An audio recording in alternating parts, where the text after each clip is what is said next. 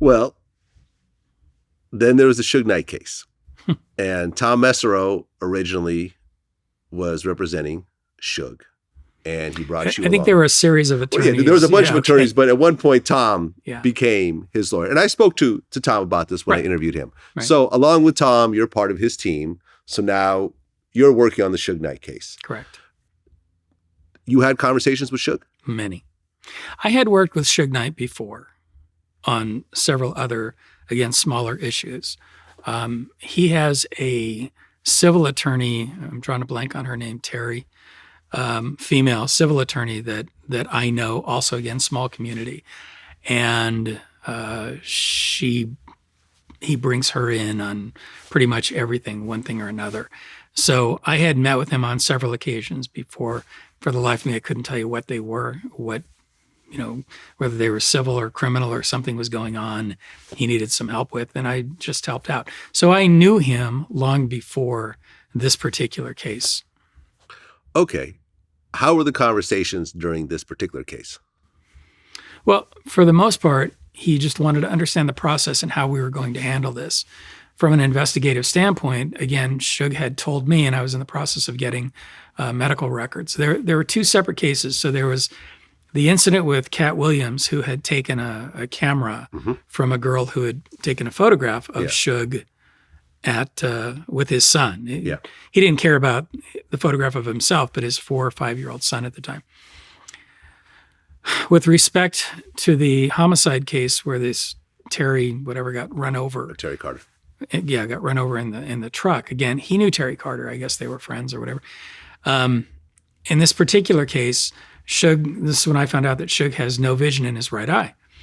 And if you watch the video over and over, as I have, you see in the video that he is clearly looking toward the left because he's in a fist fight with whoever is at the window. Guy Bone. Yeah. What's his name? Bone. Bone. That was it. Sorry. Been a while. And so when he takes off, Terry's in the right front of the car where he ultimately gets run over. And when Terry Carter gets run over, Suge is over here. He never saw him. There was no intent to run him over, no malicious intent. The problem stemmed when apparently his girlfriend, Toy, who ultimately went to prison, I think, for 2 or 3 years, started to try and communicate with people. Rich Biddle, who is the head investigator, I had worked with on numerous occasions. I had a good working relationship with him. And I really didn't understand what was going on, but we didn't know about these phone calls at the time, that he was on the phone with Toy, who was three-way calling all these people saying, you got to tell him you were there. And he was trying to hire these people to take the position. And then this other civil attorney, some lunatic named Culpepper, who was ultimately, I know his license was revoked and not suspended, revoked, was sort of assisting, aiding and abetting in this. And I think, forgot the other attorney. And we didn't know they had these conversations that they were recording of trying to get people to say, yeah, we were there. But we decided to leave to say that these other guys had guns. I believe that Bone had a gun. I believe you can see it in the video. But again, when it doesn't meet the prosecution's theory, then it's not a gun. We can't tell what it is. Could have been a cell phone. Again, it's when they go and they shoot that guy in his garage. Could have been a gun. It was a cell phone. It's always convenient to say it could have been a cell phone. It's always convenient to make your program fit the facts instead of the facts actually fitting your program. But Suge liked to just talk. And one of the conversations that we had was he was trying to figure out how to raise some money. He said he didn't have any money.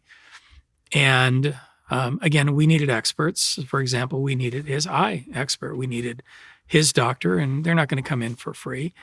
And in order to do that, he was talking to me about trying to sell either the information, do a book, something about the 2Pac shooting. And those were the types of conversations that we had. Okay. And he told you that he knew who was responsible for the 2Pac shooting? He said he knew who the shooter was. He was there. Can you say who he told you? No, he did not. He said he was there. I mean, plain and simple. Or he was in the car. Yeah. So, he said he knew the shooter. Right. So, and he wasn't going to give up that information because he felt that was the only way he had to to sell, something he had to sell to raise some money to try and get out. Right. And ultimately, from what I understand, I mean, Suge was facing, the killing of Terry Carter. Then there was the incident that you mentioned with the camera, taking the camera away from that woman. And then also, the director, F. Gary Gray, said that Suge has threatened him as well. And from what I understand from conversations... I'm sorry, is that the Staight Outta Compton director? Yeah. Okay. Yeah, exactly. Because, Suge was there allegedly because he wanted to get paid for being depicted in this movie, and there was some conflict over that. And I guess he had sent some very threatening text messages to F. Gary Gray saying that he knows where his kids go to school and stuff like that. And F. Gary Gray ended up filing a case around that. So from what I understand, the reason why Suge ultimately took his 28-year plea deal was because he would have had to beat all 3 of those felonies, which would have been a third strike in any of those 3, and then potentially win the appeals as well.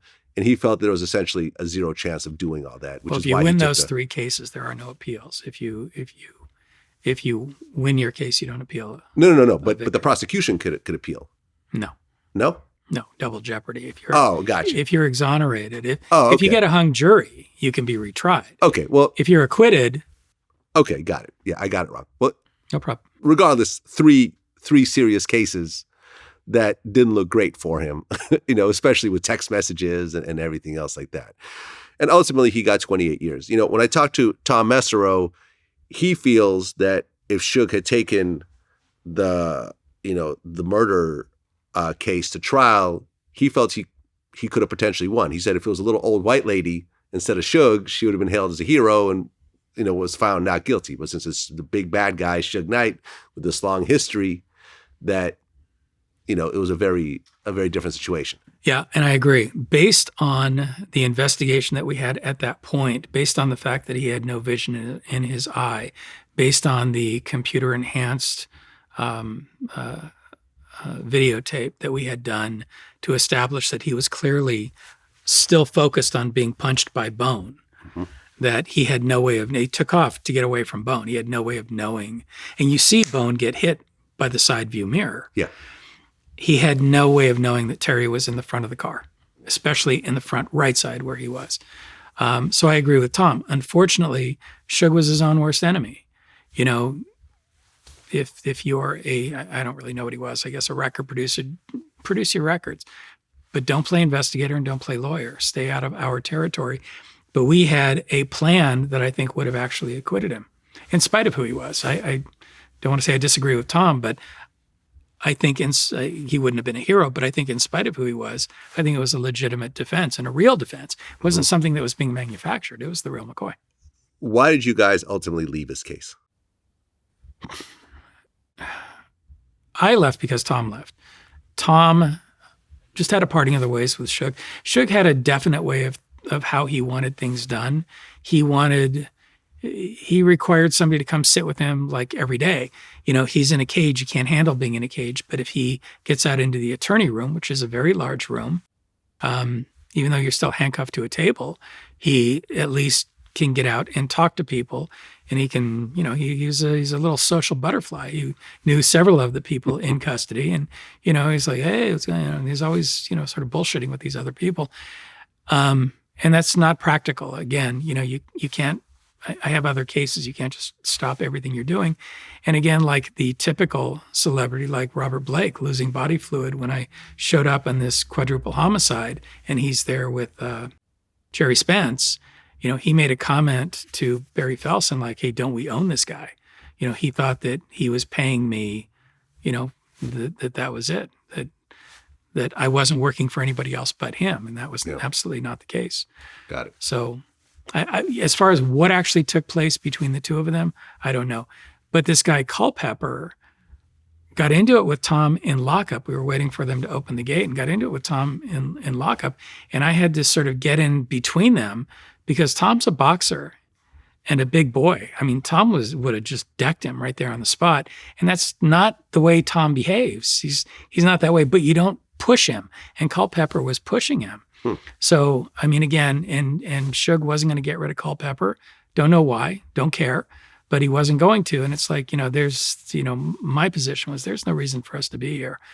Tom stayed. I mean, he kept going on and on and on. And whatever took place between the two of them, I don't know. I really don't. And when he told me that basically we were done, I was like, no, whatever. Okay.